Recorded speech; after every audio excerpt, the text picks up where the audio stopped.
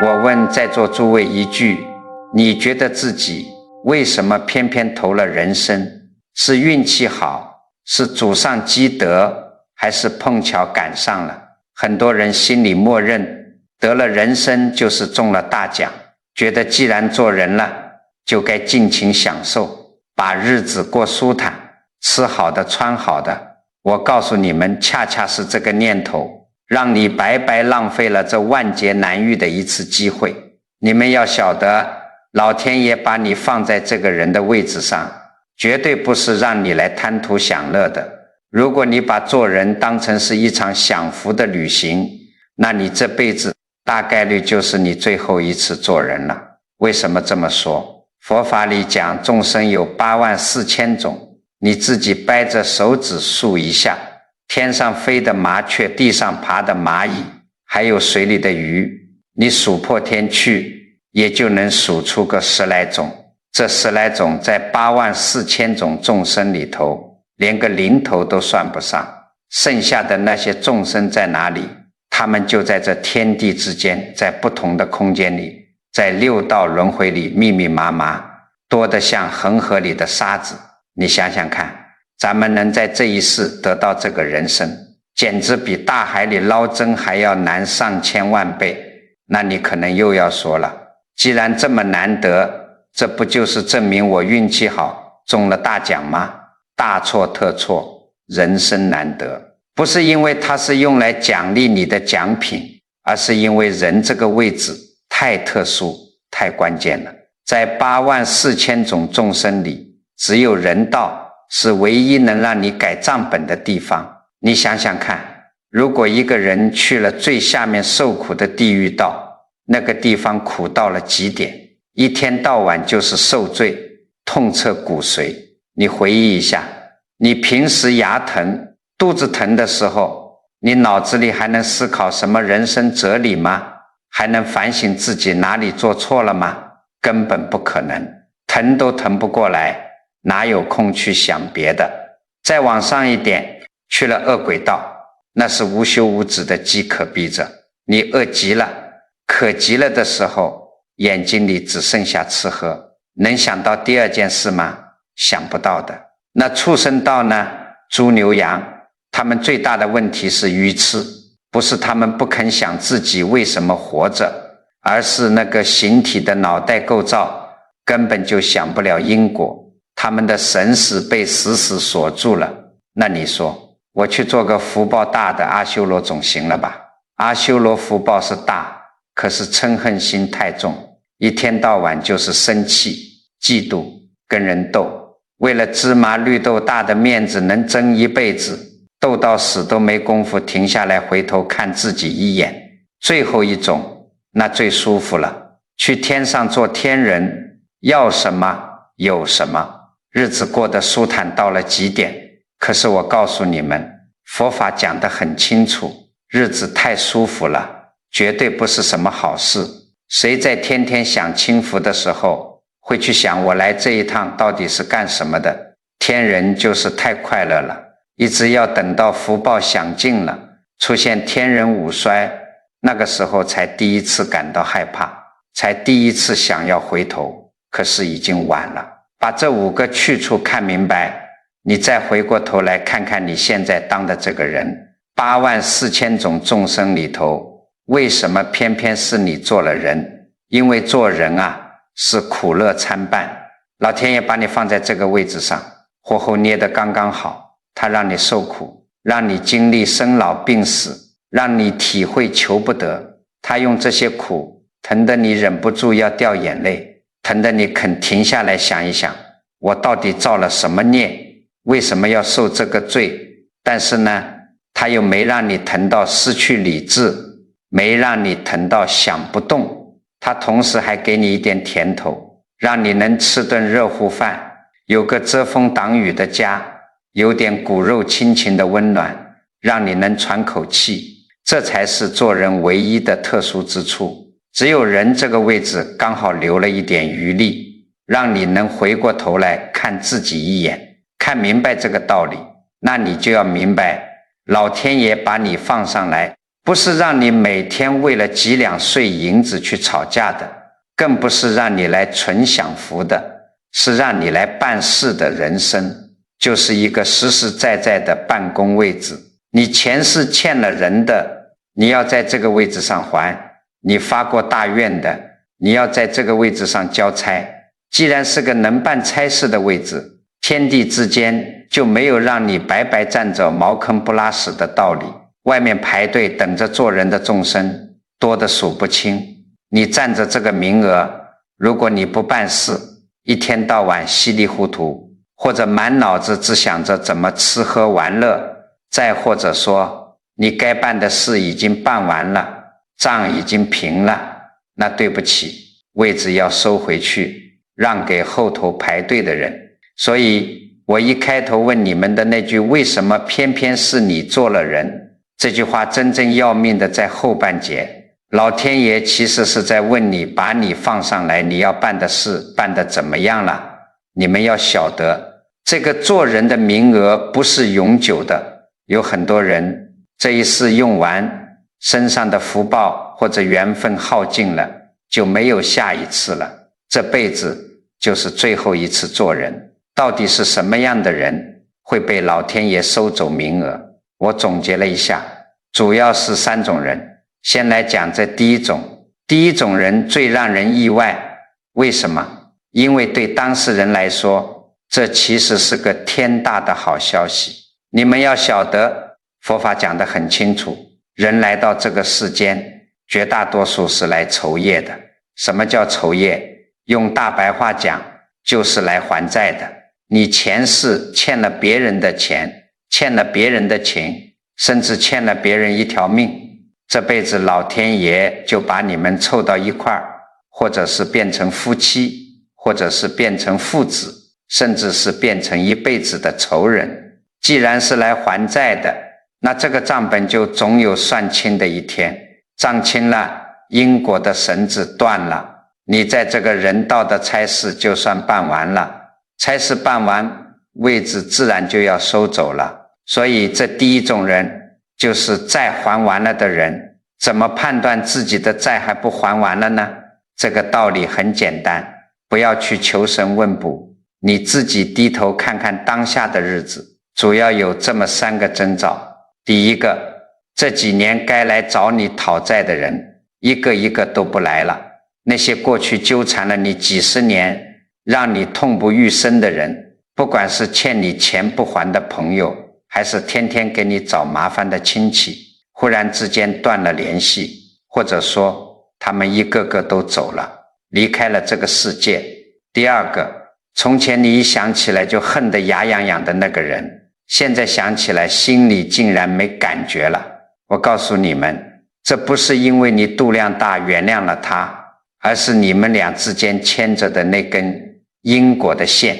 啪的一声断了。第3个征兆，也是你们这把年纪最容易碰到的，就是家里忽然没得可操心了。不是说日子变得大富大贵了，也不是变得穷困潦倒了，就是觉得空荡荡的，儿女也有自己的事了，老伴也不跟你吵架了，你每天坐在沙发上，突然发现没人需要你去管了。很多人碰到这个情况，心里特别难受，逢人就哭诉，说老了，儿女不孝顺了，自己没用了。你想想看，这是多大的误会啊！你没欠他们了，账平了，人家当然不来缠着你了，你这叫无债一身轻。是该高高兴兴准备交接手续的时候，你却在那边哭天抹泪，这不是糊涂吗？我认识一个老太太，是个非常能干但也非常霸道的人。她早年丧夫，一个人咬着牙把3个儿子拉扯大，因为苦日子过惯了，她骨子里有一种极强烈的控制欲，家里大大小小的事情全得她说了算。到了70多岁，3个儿子都成家立业了，她还是那个脾气，在家里作威作福。大儿媳妇买菜多花了2块钱，她能从厨房一直骂到客厅。二儿子换个工作没跟她商量，她能跑到二儿子的公司去闹，全家人都怕她，也都在躲他。逢年过节，一大家子人坐在饭桌上，只要老太太一瞪眼，连个敢出大气的都没有。老太太自己呢，一天到晚也是绷着脸，觉得这家里要是没有她盯着，明天天就能塌下来。其实啊，这就是一段极深的恶缘。老太太和这一家人就是互相折磨着来清算这笔业力账的。结果有一年冬天，老太太下楼梯的时候脚下一滑，摔了一跤。这一下摔得不算太重，没骨折，但引起了一场高烧。她在床上结结实实地躺了1个星期。那1个星期里，3个儿媳妇轮流端茶倒水，但谁也不敢多说话，生怕哪句话没说对。老太太病好了，又要大发雷霆，结果你们猜怎么着？7天后，老太太烧退了，自己扶着床沿站了起来。她走出卧室的那一刻，客厅里正在看电视的小孙子吓得赶紧把电视关了。大儿媳妇手里端着一盆洗菜水，紧张的水洒了一地，大家都在等着她劈头盖脸的一顿骂。老太太看了看洒在地上的水，又看了看吓得不敢动弹的家人，她脸上的那种紧绷绷的横肉突然就松弛下来了。她什么也没骂，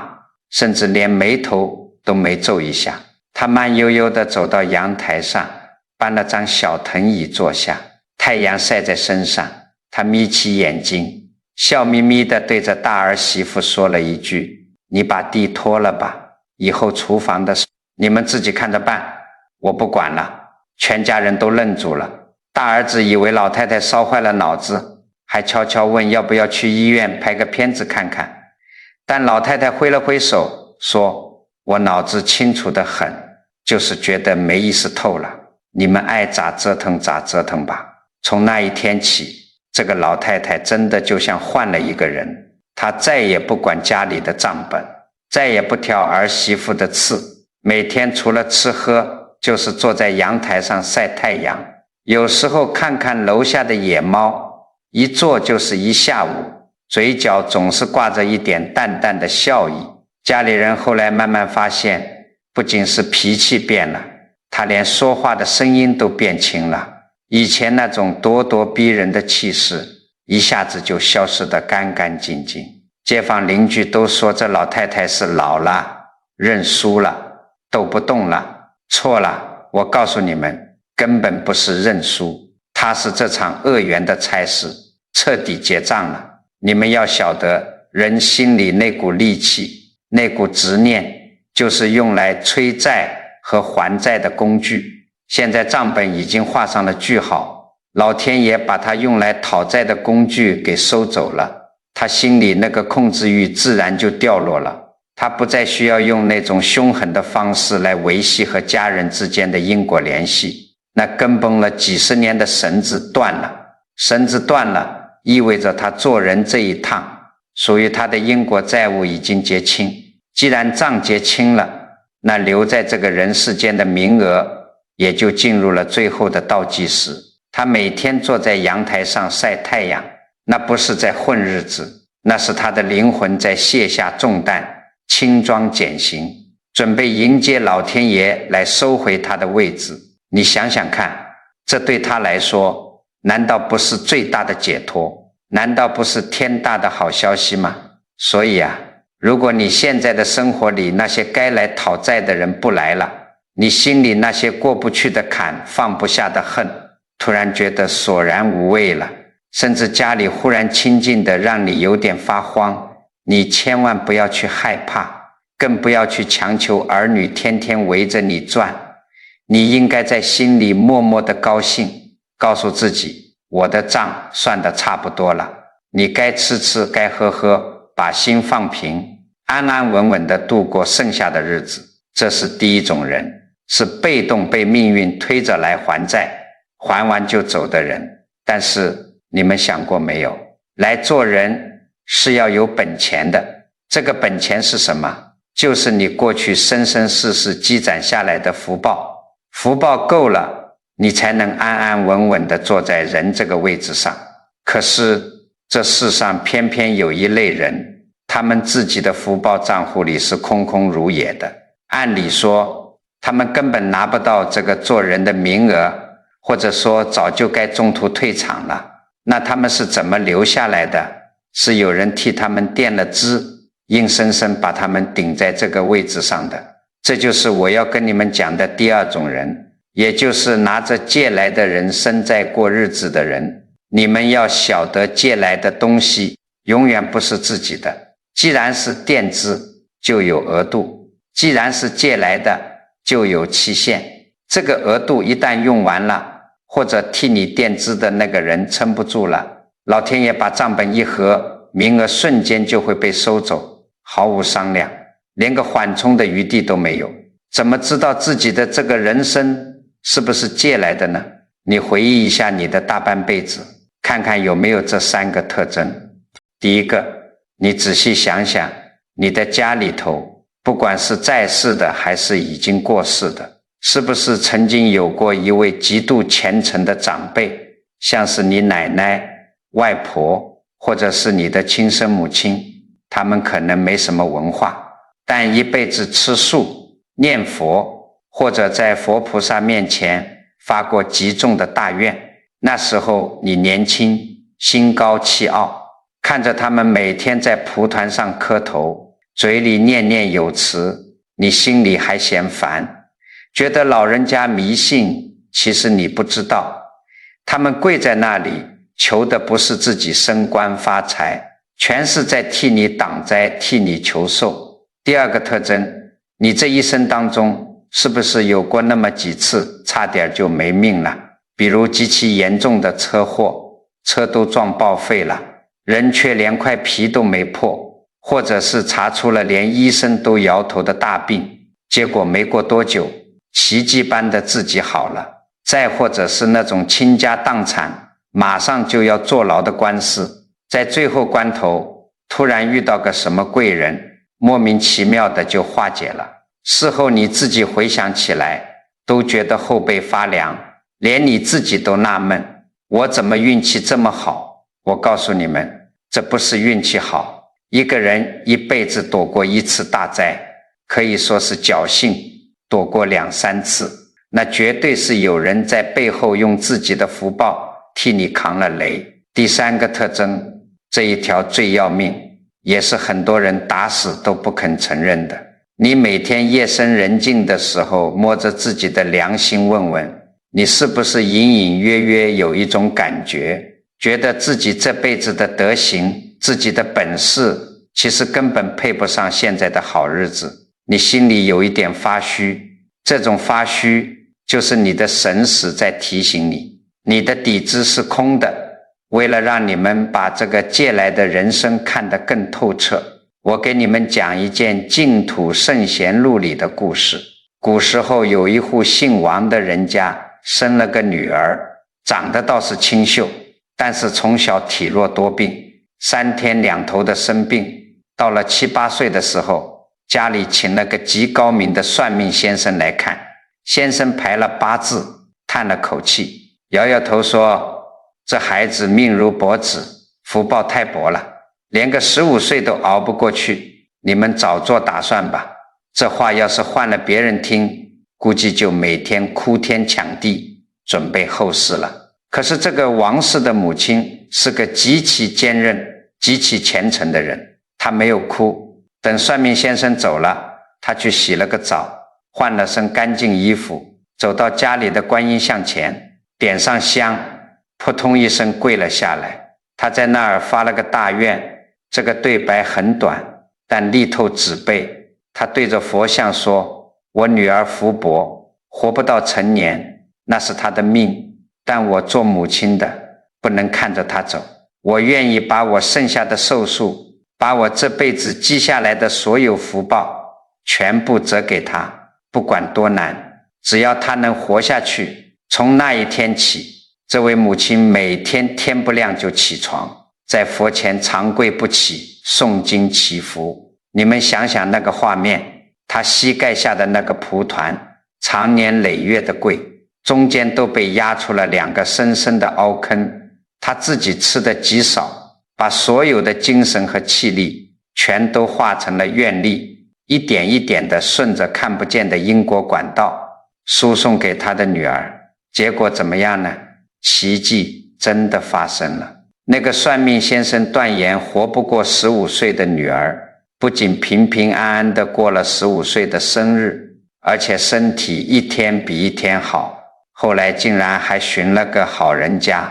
风风光光地结了婚，生了孩子，一路活到了30岁。邻居们都说那个算命先生是个骗子，看走眼了。女儿自己也觉得可能自己就是命大，小时候那些病痛只是身子骨没长开罢了。可是天地之间的账本是一笔一笔记得清清楚楚的。女儿30岁那年，那位每天在佛前长跪的母亲终于是熬尽了最后一点灯油，老死了，走得很安详。女儿哭得很伤心，给母亲办了风风光光的丧事。丧事办完的第7天，女儿回到自己家里，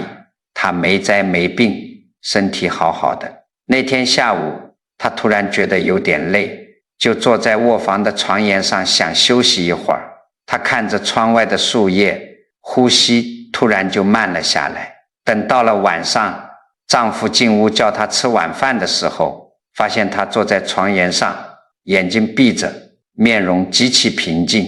但人已经没有呼吸了，一点痛苦都没有，也没有任何征兆，就这么无疾而终了。很多人看到这里会觉得老天爷怎么这么残忍，母亲刚走，女儿也跟着去了。这个道理很简单，佛法讲得很清楚，你们千万不要用世俗那种大喜大悲去套，这根本不是残忍，这是极其公平的宇宙法则。那个女儿从15岁到30岁，这15年的寿命，那是她母亲用极强烈的愿力和自身的福报，强行在天地之间给她借来的。母亲活着的时候，母亲就是个发电机，每天在佛前跪拜，就是给这个女儿的生命蓄电。现在发电机停了，供电的管子拔了，女儿本来早就空透了的福报余额瞬间见底，没有福报支撑，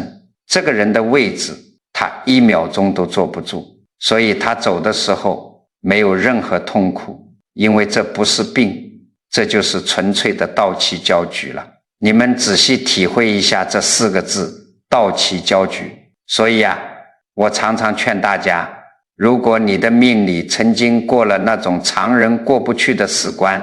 如果你家里有过那种为了你恨不得把心都掏出来的长辈，你千万不要觉得是你自己有多了不起，不要觉得是你自己命硬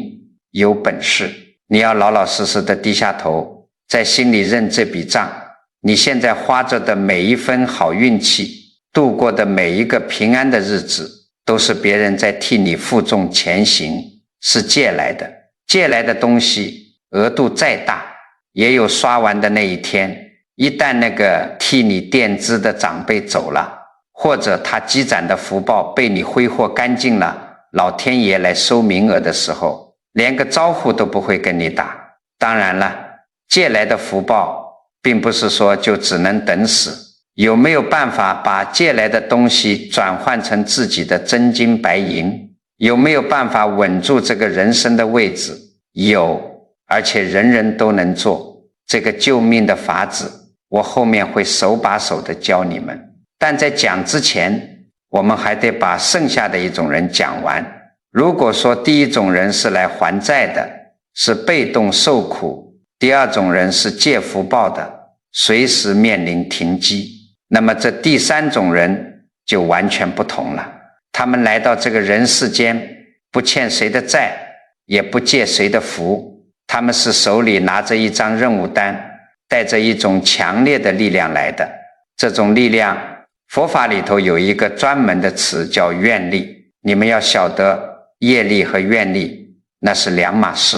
业力是什么？业力就像是你背后有一条鞭子，或者有一股大水，不管你愿不愿意，哪怕你哭天喊地，他都在后面猛推着你往前走，你一点办法都没有。可是愿力呢？愿力是你自己心里头点亮的一盏灯，是你前面有一个清清楚楚的目标，没有人逼你，甚至所有人都拦着你，你还是心甘情愿高高兴兴地往前走。这第三种人就是带着愿力来交差的，他们做人这一趟就是为了完成上一世或者是很久以前发下的一个愿，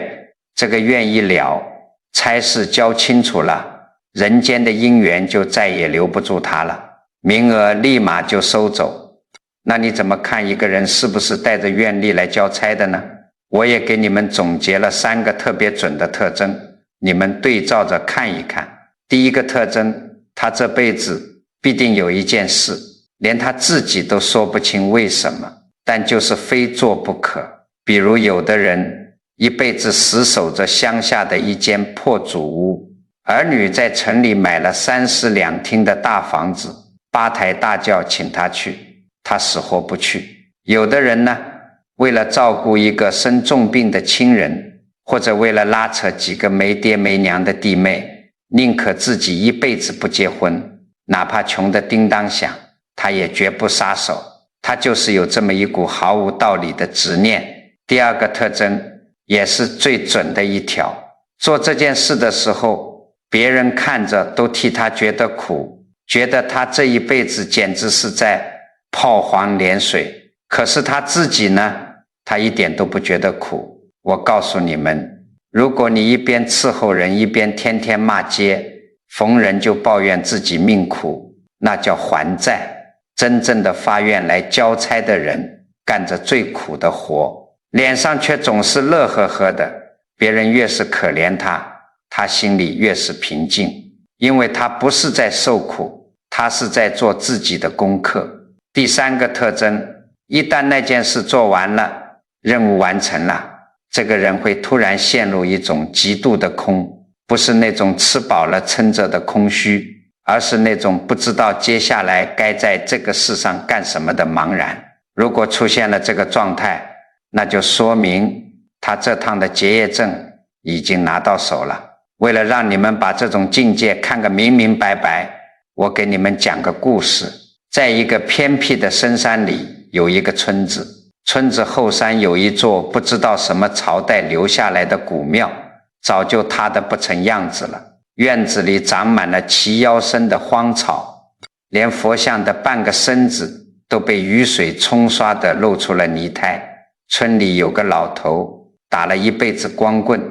是个连字都不认识几个的大老粗。年轻的时候，有一年闹大饥荒，他饿得倒在路边。当时庙里还有个老和尚，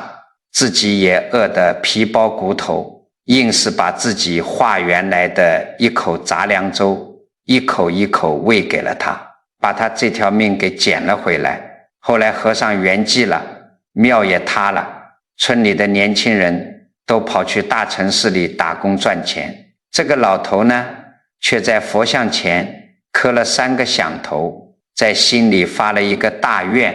师父，只要我还有一口气，我一定把这庙给您重新盖起来。从那一天起，这个老头就像个苦行僧一样，他每天天不亮就下地干活，种出来的粮食卖了钱，一分都不舍得花，全用来买砖头、买木料。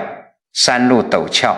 拖拉机开不上去，他就自己弄了个大背篓，几十斤重的青砖，他一篓一篓的往山上背，肩膀上的皮磨破了，结成老茧。村里人在村口打牌聊天，看着他佝偻着背往山上爬，都笑话他，这老疯子修个破庙能当饭吃啊，一辈子连个媳妇都没混上，真是个神经病。有时候村里的小孩还拿石头丢他，他也不生气，他停下来擦擦脸上的汗，冲着大家傻笑一下，转过头继续往山上爬。你们想想看，这个日子苦不苦？苦透了。可是老头自己呢，他每天在那个漏风的破庙里和泥砌砖，一边干活一边嘴里哼着不成调的小曲儿。晚上就睡在佛像旁边铺的干草上，睡得极其踏实，连个噩梦都不做，就这么一天一天的熬，一年一年的干，整整30年老头从一个壮汉变成了一个头发全白，背驼得像张公的真老头。就在他72岁那年秋天，大殿的最后一片青瓦终于让他颤颤巍巍地盖上了。他还用攒了好多年的最后一点钱，请山外的师傅来给泥胎佛像重新贴了一层金箔。那天傍晚，夕阳照在后山上，新修的古庙显得特别庄严。老头打了一桶井水，把自己从头到脚洗得干干净净，换上了一身虽然破旧但是洗得发白的干净衣服。他点上了30年来的第一炷香，恭恭敬敬地插在香炉里，然后他就那么安安静静地坐在大殿门槛上，看着远方的落日。第二天一大早，村里有个采药的人路过半山腰，觉得庙里怎么这么安静，走进去一看，老头依然保持着昨晚的姿势，端端正正地坐在门槛上，背靠着门框。采药的人上前去推了他一把，才发现老头的身子早就凉透了。可是你们要知道，老头的脸上没有一丝一毫痛苦挣扎的痕迹，他的嘴角是微微上扬的，带着一种无法形容的满足和轻松。村里人都吓坏了，说这老头真是命苦，庙刚修好，一天福都没享到，人就这么没了。我告诉你们，凡夫俗子就是喜欢用这种愚昧的眼光去看待生死，他哪里是没享福，他是把在这个人世间的最后一道题给答完了。他来做人这一趟，唯一的目的就是还那一饭之恩，就是修那座庙，他的愿力就是那座庙的砖和瓦。现在最后一片瓦盖上了，英国的锁扣咔嗒一声解开了。既然差事已经圆满交接，他在这个人世间连多待1秒钟的必要都没有了。老天爷非常痛快地收回了他的名额，给他发了结业证。他是拿着满分的考卷，高高兴兴地回去了，走得干脆利落，走得清清楚楚。所以各位老朋友，你们以后再看到身边有那种默默无闻，为了别人或者为了某件事死心塌地付出一辈子的人，千万不要去可怜他们，更不要去嘲笑他们。你要在心里对他们升起12分的敬意，因为他们是带着愿力来的菩萨境界，他们心里的那个世界比我们这些天天为了几块钱算计的凡夫俗子要干净通透的太多太多了。讲到这里，这3种会被天道收回做人名额的情况，我都给你们掰碎了揉烂了讲清楚了。可是天地有大德，老天爷是最仁慈的，就算你是这3种人里的一种，就算你的名额马上就要到期了，在真正派人来收走你的位置之前，老天爷绝对不会搞突然袭击。在这最后关头，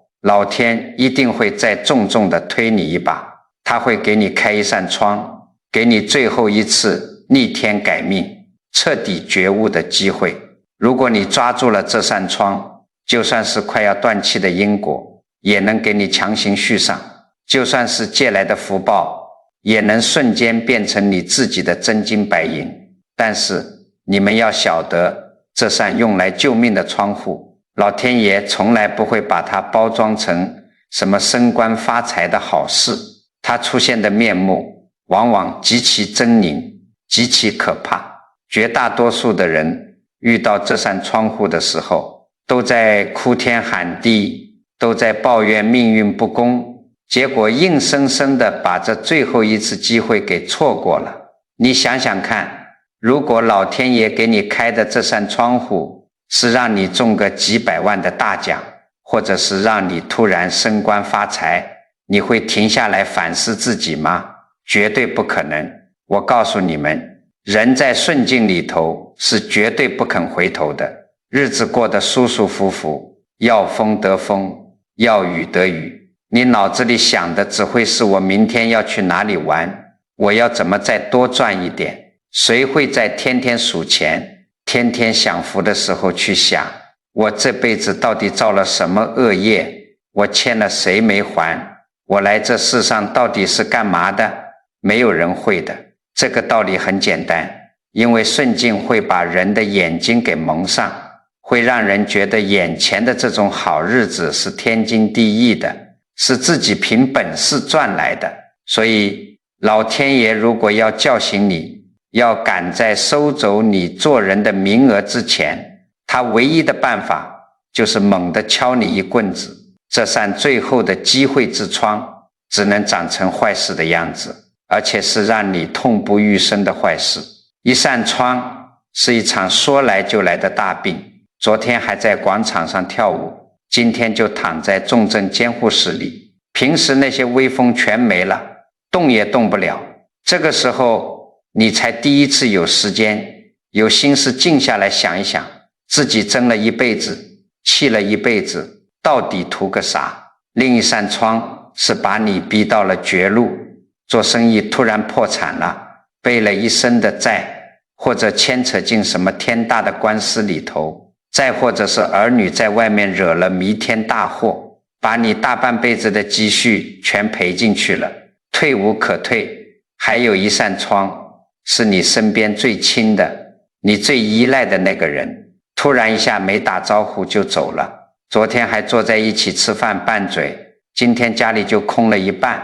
连个说话的回声都没有了。遇到这些事，99%的人都是呼天抢地，每天以泪洗面，逢人就喊老天爷啊，我怎么这么命苦啊，我一辈子没做过坏事，老天爷你是不是瞎了眼啊？你们要晓得，老天爷没瞎眼，天地之间因果的账本一分一毫都不会算错，老天爷用这种极端的方式把你逼到一个死角，让你避无可避，这其实是他老人家在给你发最后的催办单啊。这说明你做人的名额马上就要到期了，在真正把位置收走之前，他在用大苦难逼着你回头看一看，明朝的时候有个大儒叫高攀龙，那是真正做大学问的人，平时也是一身正气，可是后来因为直言进谏，得罪了当时掌权的小人，直接被罢了官，贬到了南方的太仓。这还不算完，政敌还在后面盯着他，随时可能派杀手来要他的命。高攀龙带着满腔的悲愤上路了，你想想，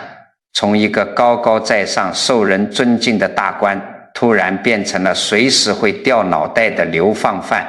这个心理落差有多大？结果半路上屋漏偏逢连夜雨，他又得了一场极重的病。你们想想那个场景，古时候被贬官，走在荒郊野外的水路上，船在江里头摇摇晃晃，高攀龙在船舱里发着高烧，浑身骨头疼得要裂开一样。更可怕的是什么？是随时会掉脑袋的恐惧。外面风吹过芦苇荡，稍微有一点声音，他心里就发毛，以为是抓他的官兵追上来了。这个时候高攀龙发现了一件让他极其绝望极其崩溃的事。他平时读了那么多的书，可以说是学富五车，他跟别人讲起修身齐家治国平天下，那一套一套的大道理倒背如流。可是在真正面对生死大关的时候，在面对病痛折磨的时候，他平时读的那些经书竟然一句都用不上，什么孔孟之道，什么圣贤之言，在刺骨的疼痛和对死亡的恐惧面前，就像一层薄薄的窗户纸，一捅就破，痛还是痛，怕还是怕，满脑子都是我要死了，我该怎么办的慌乱。这一下他彻底绝望了，书本救不了他，皇帝救不了他，连他自己的身体都不听使唤了。这就是老天爷把他逼到了真正的悬崖边上，一点退路都不给了。但是就在他精神马上就要崩溃的那一刻，老天爷给他的这扇窗户被他自己给撞开了。高攀龙毕竟是有大善根的人，他在那个阴冷潮湿的船舱里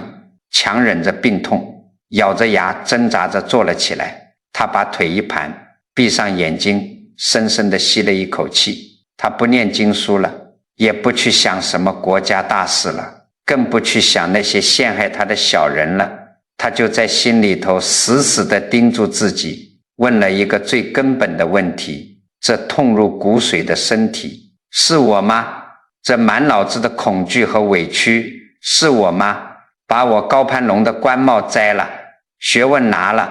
身体毁了，我到底是个什么东西？他就这么在绝望中死死地盯着这一个念头，把所有的外物通通抛掉。突然之间，他心里的那个结轰的一声炸开了。佛法讲得很清楚，这就叫悟透了本来面目。那一瞬间，他一下明白了，肉体是有生灭的，这场病痛和劫难是自己必须承受的因果，但这背后的那个觉性，那个清清净净的本心是不生不灭的，谁也拿不走，谁也杀不死。等他再睁开眼睛的时候，烧也没退，船还在摇，外面的危险依然在，但是高攀龙整个人变了，他心里那股对死亡的恐惧，对命运的怨恨被洗刷得干干净净。他极其从容地面对了后来的命运，连死都不怕了，甚至把死当成了一件极其平淡的事。悬崖边的绝望正是老天逼你回头的窗。如果高攀龙没有被贬官，没有得这场要命的重病，他可能一辈子都在做他的大官，写他的文章，在世俗的名利场里打滚，永远体会不到那种超越生死的大通透。这场最大的坏事反而成了他这辈子最重要的一次结业考试。所以我今天要把这个道理给你们讲透。老朋友们，你们活到了这个岁数，如果家里突然出了重大的变故，如果自己身上查出了什么不好的指标，你们千万不要一上来就怨天尤人。你要在心里告诉自己，这是老天爷在通知我名额快到期了，他在给我最后一次清算账本的机会。这扇窗户不是等来的，是自己撞开的。老天给了你病痛，给了你逆境，是让你像高攀龙那样停下来看一看自己的内心，把那些放不下的恩怨情仇通通放下。这最后一次机会抓住了，你就能把借来的福报变成自己的担当，就能把那些烂账一笔勾销。走的时候清清爽爽，干干净净，抓不住，你就在抱怨和恐惧中浑浑噩噩地被老天爷把名额收走，下辈子继续在泥潭里头打滚受苦。讲到这里，有的人心里可能会犯嘀咕了，您说的这3种人还有这个坏事的窗口，我都听明白了，可是我怎么知道自己的名额是不是快到期了呢？有没有什么看得见摸得着的征兆，让我们老百姓自己也能提前有个准备，别到时候稀里糊涂的啊！我告诉你们，绝对有。你们要晓得，天地间的万事万物，不管是生还是死，或者是大运的交接，在真正发生之前，它的契机一定会掀起变化。这个道理很简单，就像要下大雨之前，天气一定会发闷，燕子一定会贴着地面低飞一样。老天爷收回名额，从来不会搞突然袭击，他一定会先在你的生活里露出3个征兆来提醒你。第一个征兆是你晚上的梦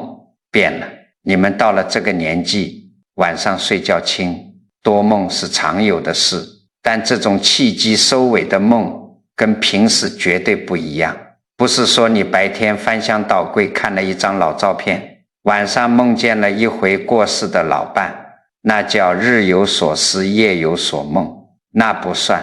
我讲的这个梦是过世的亲人长辈反反复复地出现在你梦里，而且不是光站在那儿冲你笑，他们是来交代事情的，或者是在梦里拉着你，要把你往哪里带，再或者是你反反复复梦见你年轻时候住过的那间老屋子，你在梦里回去了，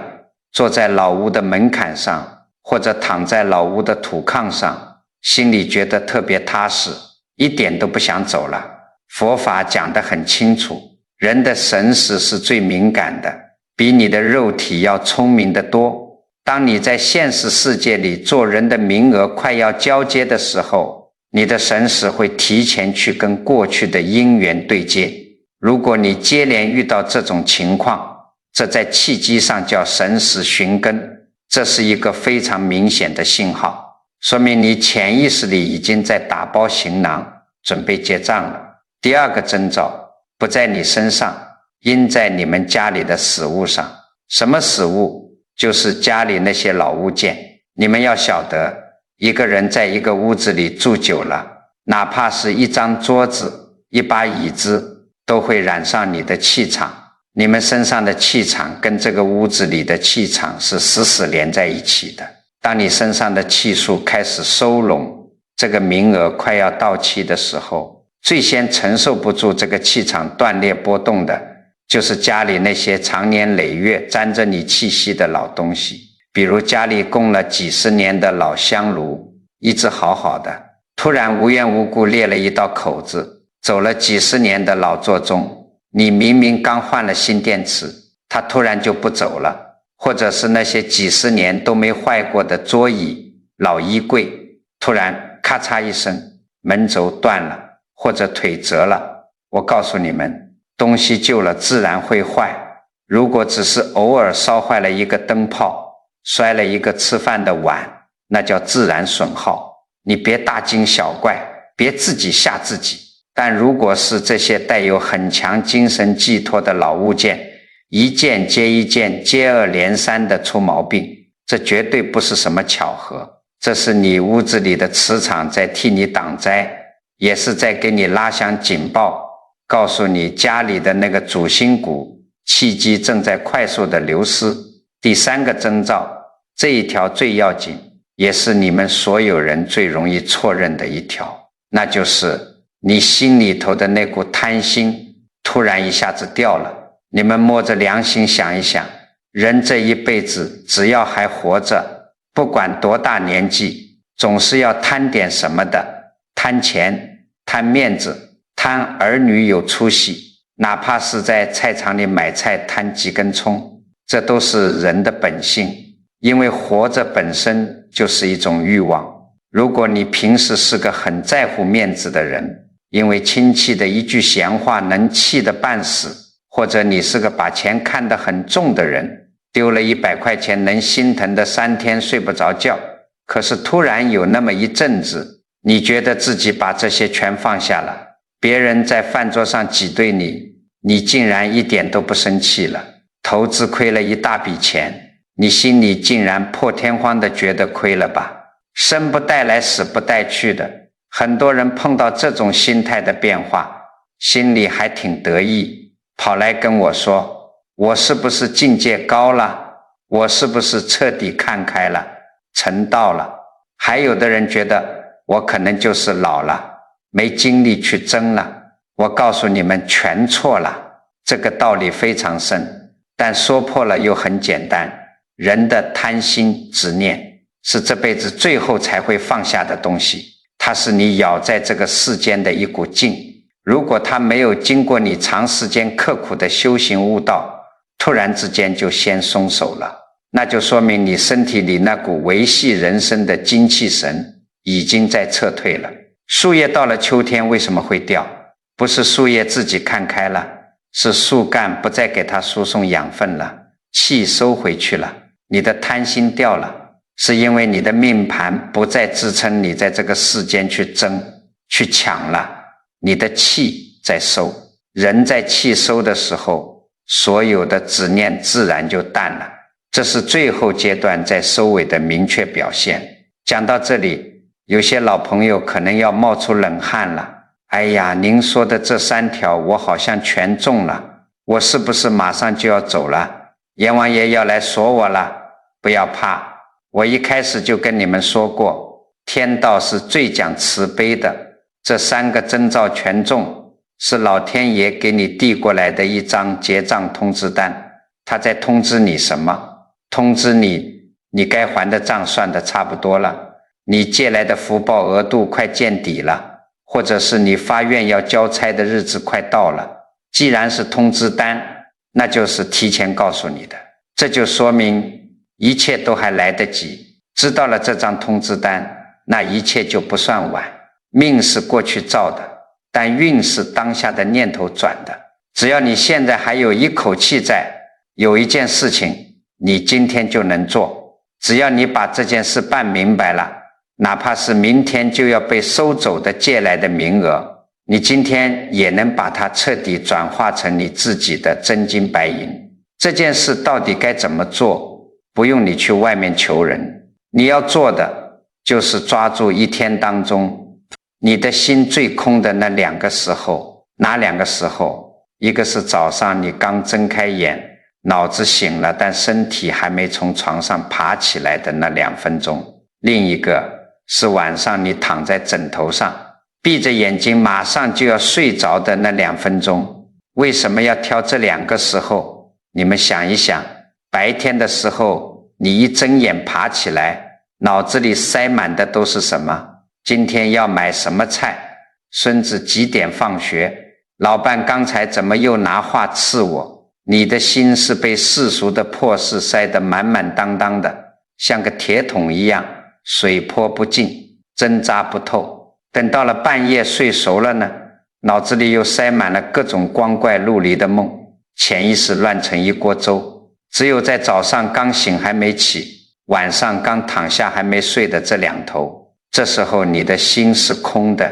是最清净的。老祖宗讲的修行，佛法里讲的修心，在这个时候做，最能直达你的本命契机。在这2分钟里，你要做什么？很多人说，那我就抓紧时间念经，或者在心里求佛菩萨保佑我身体健康，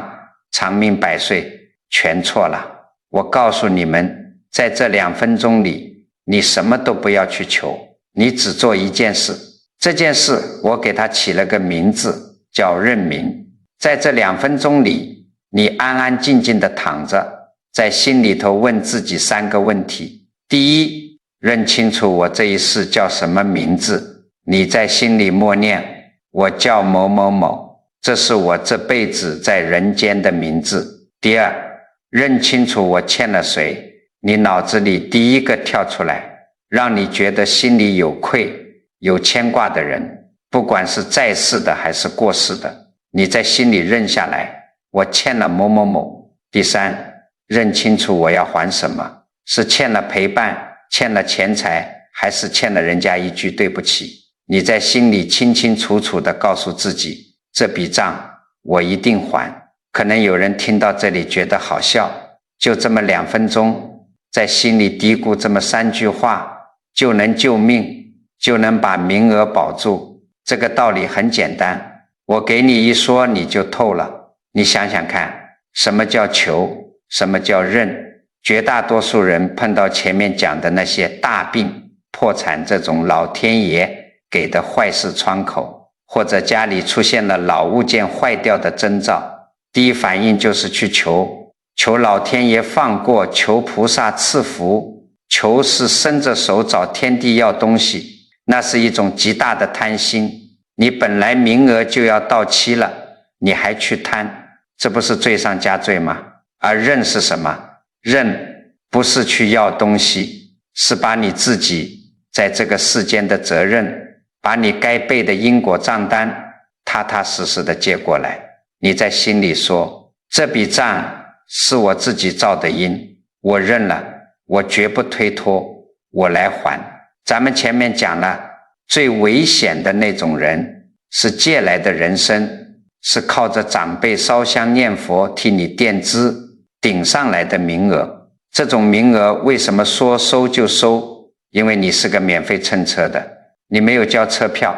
但是只要你在每天最亲近的这2分钟里，把自己的名字认下来，把该还的债认下来，天地之间的契机瞬间就会发生翻天覆地的转变。你认账的这一刻，就等于你主动在天地间立下了一个担当的誓言。你从一个靠长辈福音混日子的寄生虫，变成了一个敢于承担因果的当家人。这个时候，那些借来的福报就不再是借的了，它会因为你这一念的担当，瞬间转化成你自己的真金白银，转化成你自己的护身符。替你垫账的那位老长辈，你每认一次欠他的情，就是在虚空里还一次他的愿，就这么简单。心念一转，命盘就转。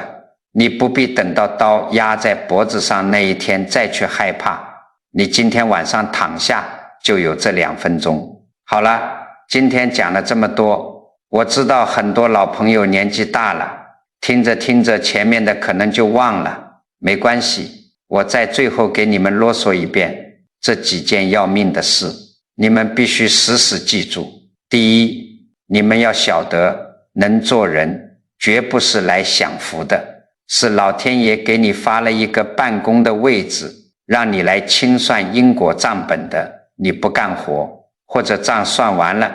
位置绝对要收走。第二，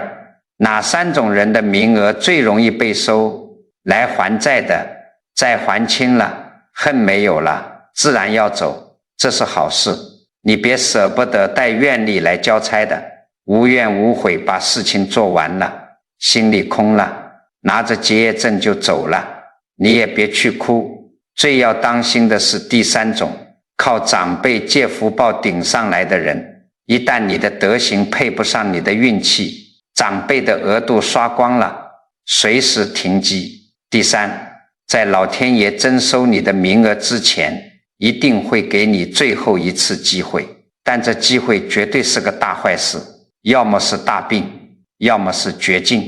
这个时候你千万打死别抱怨，别骂老天不长眼，你要立刻明白，这是老天爷按着你的头，逼你把账算清楚，这是救命的窗户，你得自己咬牙撞开它。第4，接下来这一年，如果家里出现这3个征兆，一是过世长辈反反复复托梦交代事情，或者带你回老屋；二是家里几十年没坏过的老物件接二连三的坏掉；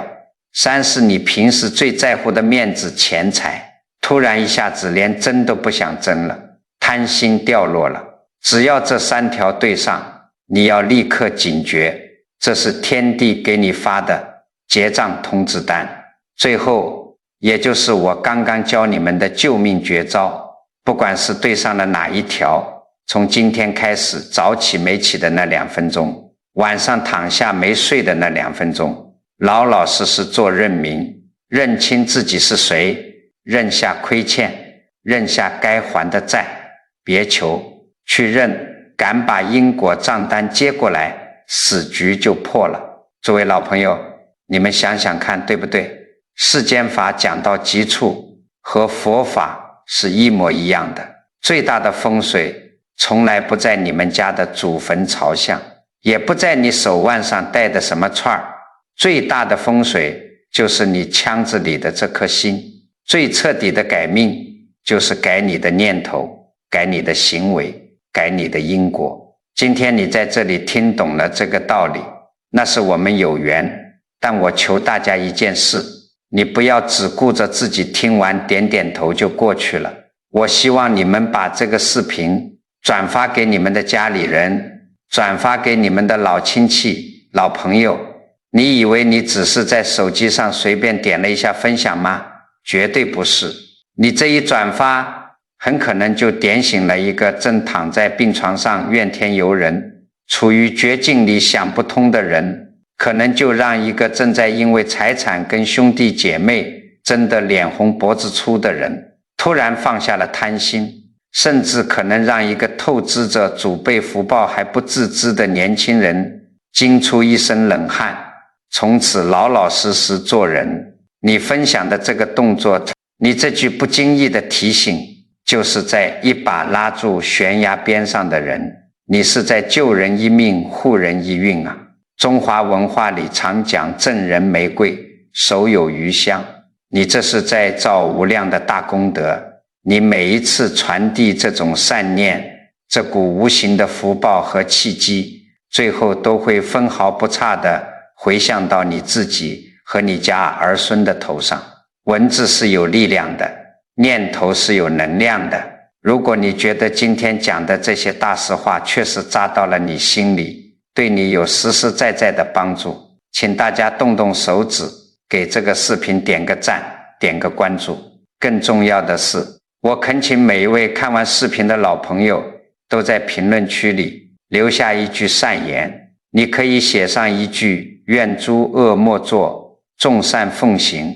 又或者是简简单单一句我认了，我愿还。你们要晓得千万人的善念在这个评论区里汇聚起来，那是一股多么不可思议的能量场啊！这个正向的磁场能化解世间的戾气，也一定能护佑你们每一个留下善念的人，家宅安宁，逢凶化吉，